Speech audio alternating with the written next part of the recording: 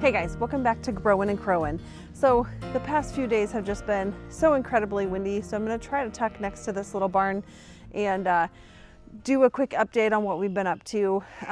We've been busy getting things still cleaned up from the storm damage that we had and kind of readjusting the west side of the yard that we really hadn't planned on doing, but so it goes. Now we got some work to do, and that's okay too.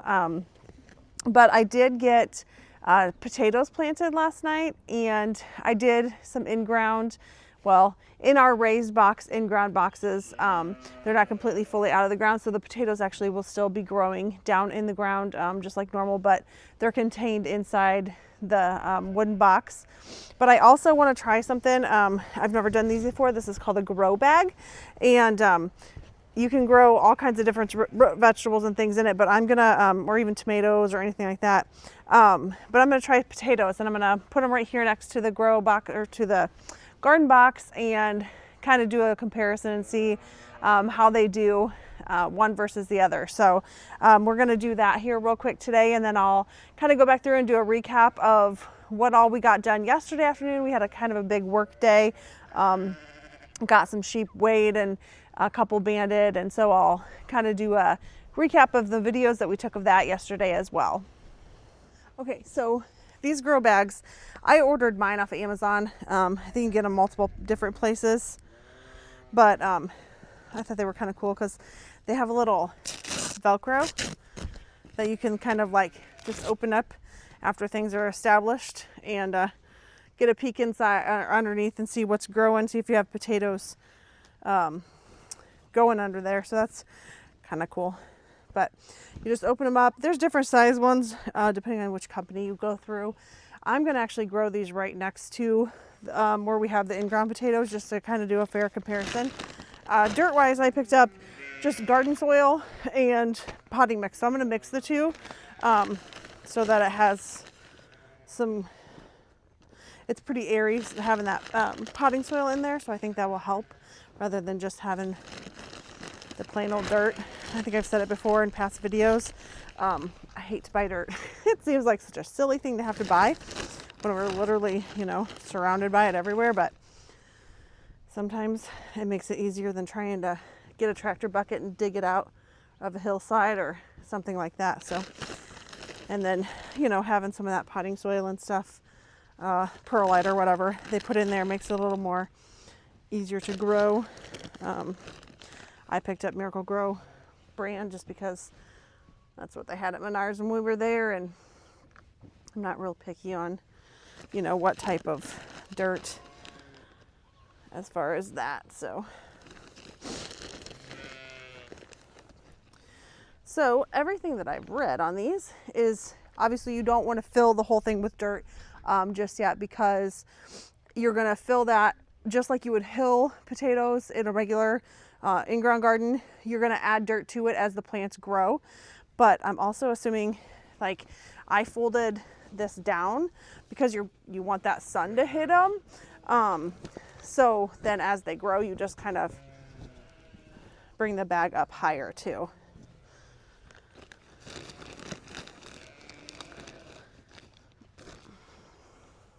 So we're just going to do a couple of inches of each potting soil and that, and then we'll kind of mix it inside the bag. Ooh, am I the only one that absolutely hates the feeling of dirt underneath their nails? Not a girly girl at all, and I don't get my nails done, but that is one feeling that I just hate. I don't know why. Usually every year I have to buy another set of garden gloves because the ones from the previous year get lost or something. So just one of my weird pet peeves, I guess.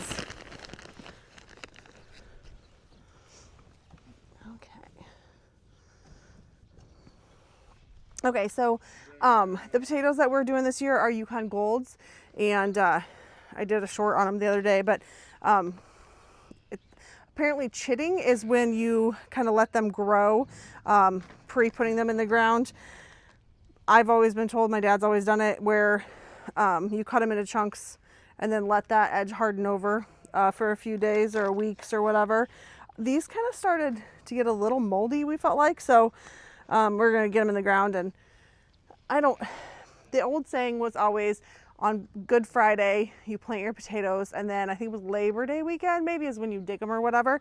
That's a hard one because Good Friday changes. Sometimes it's March, sometimes it's April. So I always figure when the seed potatoes are in the store, well, that's a good time to plant them. So we got quite a few nights where we're almost to 40 consistently overnight. So as far as how many in these things, these are small. So I'm gonna do 3 seed potatoes, so chunks in there with eyes pointing up, and then we'll just see how it goes. So if they're growing really well and seem to be really kind of crowded in there, we'll end up with small potatoes. Then I'll just probably pull one of those plants out early, and once it's big enough to establish to have some small potatoes called new potatoes, and so those are really good to throw in the crock pot anyways. So that should hopefully leave some space for the other ones to continue to grow, and then maybe get some of those bigger ones out of that too. So these bags are kind of a cool idea just for somebody that wants to try it. It'd be great for kids, I feel like, that they could, have their own bags in their little garden and that. Or if you don't have a lot of space, you could do them on a deck or a porch, obviously anywhere that has some good sun. I've seen where people have done potatoes in straw. They've done them in buckets. You just want to have drainage underneath. And so like if you do a bucket, you want to drill some holes in the bottom of it first. But okay, so we're not going to fill that all the way up. We're just going to leave it like that. Hopefully the dogs don't come in and start digging in it. We'll see.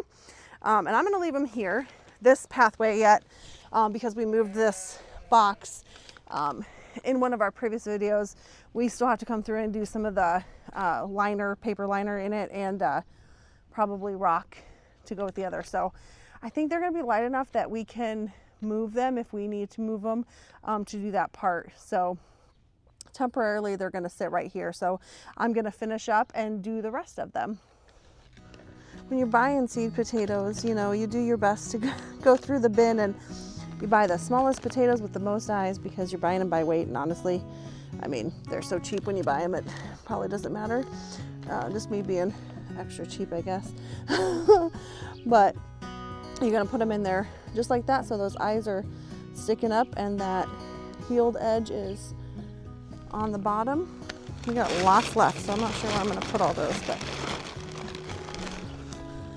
might take them to Easter on Sunday and see who else needs to throw some potatoes in the ground. And we're just going to cover them up with a couple inches of dirt.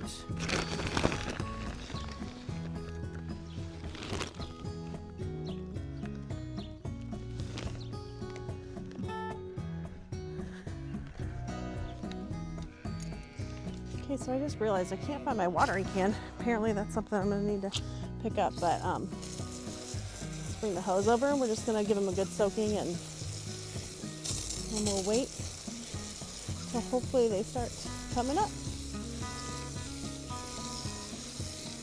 Like I said, my biggest fear with these is that the dogs, well, specifically Walker, who you see in the videos a lot, will decide he's going to come dig in the dirt in these. He doesn't do terrible in the big boxes, but I don't know why. Sometimes he's just checking things out.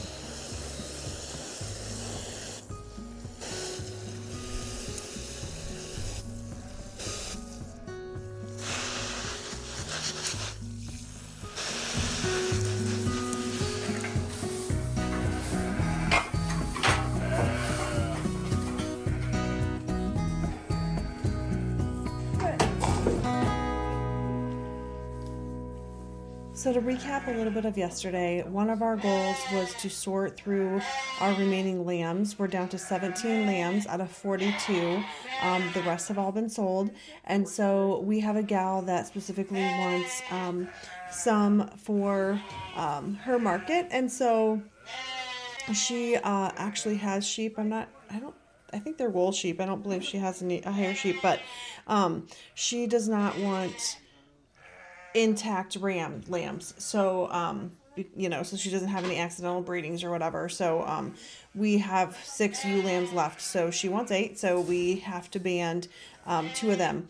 Typically, we do not band our rams because with the hair sheep, when they go to market, they the buyers typically prefer them to be intact. I believe it's just kind of a religious thing, but also it allows those lambs to grow faster, not being banned. So we did pick 2 of the ram lambs that were around the same size as the ewe lambs that we have held back for her.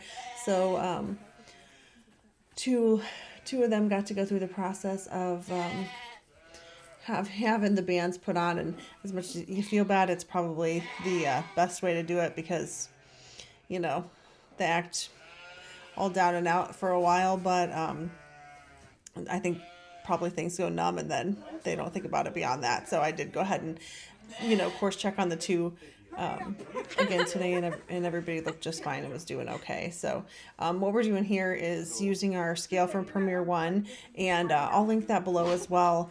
But it's nice.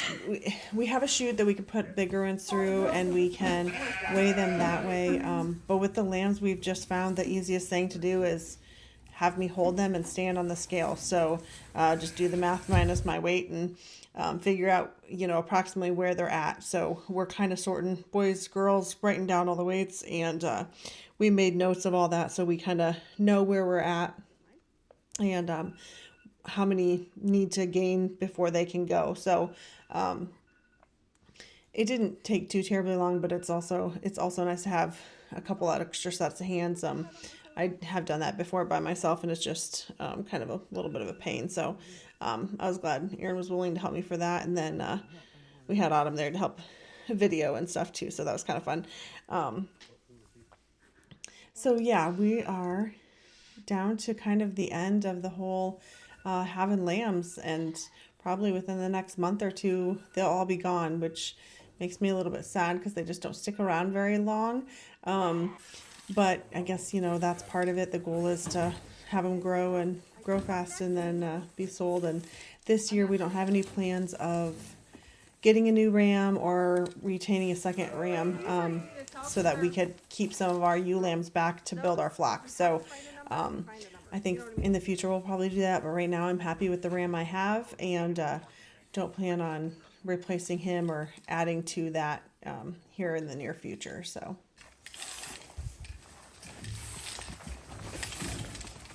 Don't get out of my pants! You the wild one? Yeah, I did. Poor little fella. So once we had chores done for the night, then we let all those little ones back out to join back in with the moms. So they're not quite, some of them could be weaned just yet, but right now we're just still having them out with mom. So they have, you know, their access to the pasture, which is starting to turn green. So, you know, there's no sense in weaning them just yet, but that will probably happen here pretty soon.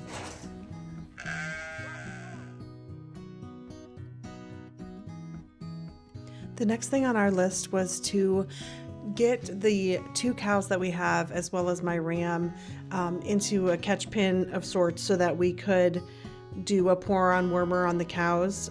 We only currently have 2 cows.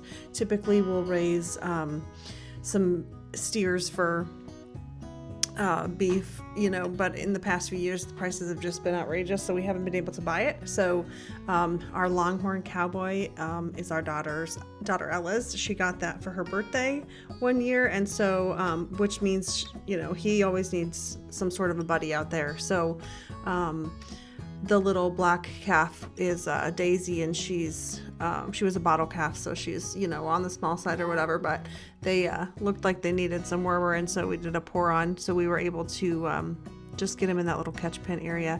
So my ram actually runs with them when it's not breeding season, and he does really well. The vet actually thought it was pretty funny that we have him out there with them, but the gal I bought it from actually runs her rams with her cattle as well, you know, in the off season. So he was, you know, raised that way or from when he was little or whatever. So he's pretty used to it, and they all 3 get along and buddy up. So once we got the wormer, on the cows. I did not worm or have Aaron worm my ram with the pour on because there's not a dosage. So I wasn't comfortable with doing that for him. So before breeding season, we'll get him caught and give him a shot of dewormer if he needs it. So they're needed to be moved down to a hillside pasture that's starting to get a little bit of grass in it. We're getting there. It's greening up and stuff. So we're almost to the end of hay season. But the first thing we had to do was fix a little bit of fence. Cowboy had necked it down and got out one day, but luckily he just got out into our other pasture, so he wasn't like out, but just so he's not tempted to hop fences, that needed to be fixed before we could move them down. So some of our fences are pretty old and the hedge posts are just hard as a rock. So when you're trying to put those staples in, it's a huge pain in the butt. So Aaron thinks it's funny to have me do it because I get frustrated and literally swing a hammer like a girl. And they always stinking fly out at me and then I have to find them on the ground. So I think after 4 or 5 attempts, I finally handed the hammer over to him and was like, just do it.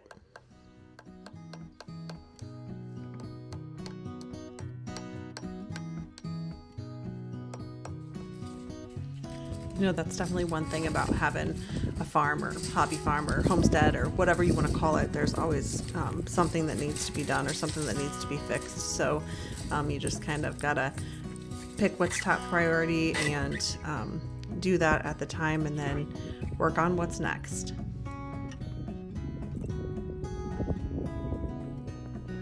So once we were done fixing that piece of the fence, we did a quick drive around just to make sure there wasn't any other spots that we needed to take care of before we moved them down to this next section of pasture. Come on, cowboy! Come on, cowboy! Come on, cowboy!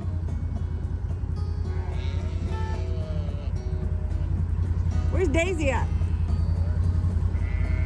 Come on, cowboy!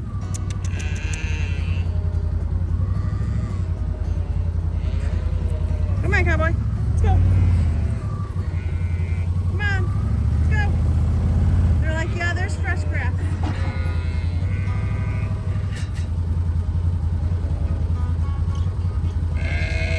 Let's just go down there and maybe they'll come to us.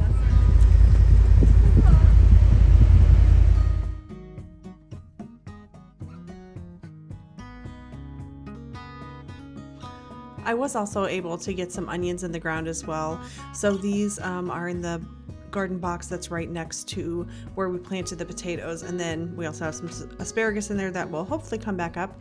I did a couple rows of white onions as well as yellow onions. I do have about a half a bag left of those, so I may pop some more in somewhere else, possibly in some of the garden boxes in the main garden as well. So but we got that done before it started raining, and it's the start of garden season and I'm happy about it.